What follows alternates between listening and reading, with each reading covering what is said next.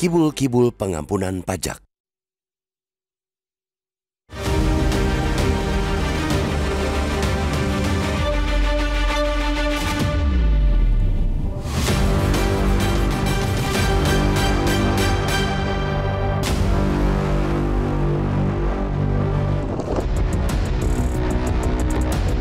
Program pengampunan pajak sejatinya ialah salah satu upaya yang lazim dilakukan banyak negara untuk memaksimalkan pendapatan negara.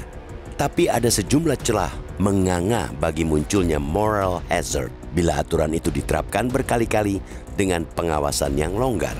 Namun rupanya ada kalangan yang ngebet mengegolkan program pengampunan pajak alias tax amnesty jilid 3.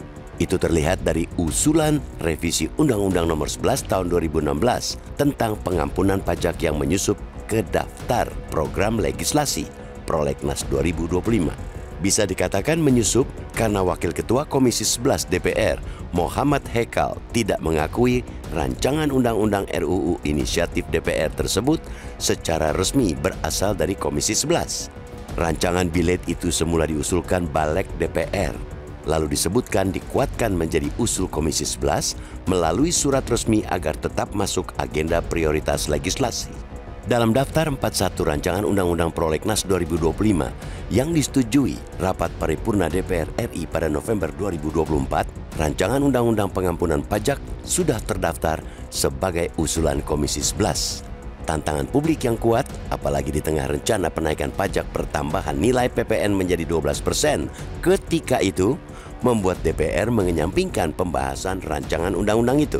Alih-alih menghapusnya, DPR dalam rapat paripurna persetujuan perubahan Prolegnas 2025 pekan lalu tetap mempertahankan agenda revisi Undang-Undang Pengampunan Pajak. Daftar Prolegnas tahun ini juga bertambah panjang menjadi 52 rancangan undang-undang, walaupun 2025 tinggal kurang dari 4 bulan lagi. Menteri Keuangan Purbaya Yudi Sadewa menentang digulirkannya lagi pengampunan pajak. Kalau 2 tahun ada tax amnesty, itu akan memberi insentif kepada orang-orang untuk kibul-kibul. Mereka akan pikir 2 tahun lagi ada tax amnesty lagi, ujar Purbaya. Manfaat program pengampunan pajak bagi negara sudah terbukti tidak menggembirakan. Pertama kali digulirkan pada 2016-2017 di periode pertama pemerintahan Presiden ke-7 RI Joko Widodo. Ketika itu tebusan atau pembayaran pajak yang dibidik sebesar 165 triliun rupiah, tapi hanya terrealisasi 114,02 triliun rupiah. Lalu pada 2021-2022, pasca pandemi COVID-19, pemerintah menggulirkan tax amnesty jilid kedua. Lagi-lagi, pembayaran pajak yang diperoleh hanya 60,01 triliun rupiah.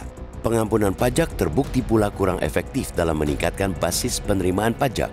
Rasio pajak hingga setahun setelah tax amnesty jilid 2 cenderung stagnan di sekitar 10% produk domestik bruto (PDB).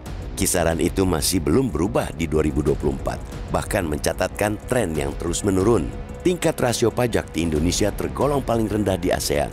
Pada 2022 contohnya, Indonesia mencatatkan rasio pajak sebesar 10,38%, kalah jauh jika dibandingkan dengan Thailand yang mencapai 17,18% atau Vietnam yang sebesar 16,21%. Padahal tujuan utama pengampunan pajak adalah mendongkrak penerimaan pajak untuk jangka panjang. Artinya, basis penerimaan pajak harus meningkat. Satu-satunya yang diuntungkan oleh program pengampunan pajak adalah para pengemplang pajak. Mereka terhindar dari denda kelalaian membayar pajak yang mencapai 200%. Maka, apabila para wakil rakyat ngotot menggulirkan kembali program pengampunan pajak, untuk siapa sebenarnya kebijakan itu ditujukan? Ketimbang berkutat pada kebijakan yang sudah jelas-jelas kurang efektif, lebih baik secara konsisten menegakkan kepatuhan membayar pajak. Tutup pula semua celah kong kali kong pengemplangan pajak. Dilihat dari rasio pajak yang hanya 10,07% PDB, sudah bisa diduga terdapat celah-celah kebocoran. Sudah bocor, dipakai pula untuk jor-joran memberikan tunjangan bagi pejabat negara. Kini, yang digantikan adalah terobosan mendongkrak penerimaan negara dari pajak tanpa menggencat masyarakat yang sudah terimpit daya beli yang lemah. Itu membutuhkan kombinasi kreativitas, integritas, dan kepekaan sosial, bukan memberi insentif untuk mereka yang suka ngibul.